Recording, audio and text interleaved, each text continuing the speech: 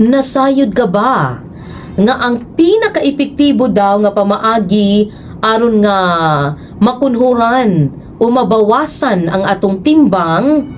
Pinaagi ka na sa pagwala aning mga processed foods, chichirya, mga tamis nga mga ilimnon o mga mantikaon nga mga pagkaon.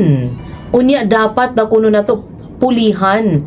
Kung dagko ang atong plato, pulihan na to gagmay nga mga plato ang atong gamiton. Kuha og kanang kaya lang natong kaunon nga pagkaon. Nya dapat na kuno hinay-hinayo nato ang atong pagkaon, dili paspas. Dapat hinay lang gyud kaayo ang imong pagkaon para nga mas imo da kunong ma-feel nga busog ka kung hinay ka mukaon. Kay late man good mo analyze ang atong brain.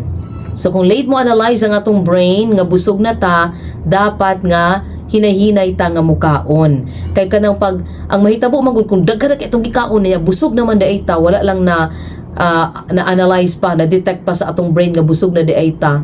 Pero grabe na, daghan na kitag nakaon di ay. Nawala ng diet, no? Samusamot na ta og katambok ani. O sige again ha, ang pinaka-epektibo nga pamaagi para mabawasan ang timbang, dapat dili na ta mukaon og mga processed foods. Ingon man mga chichirya, tamis nga mga ilimnon og mga mantikaon nga pagkaon.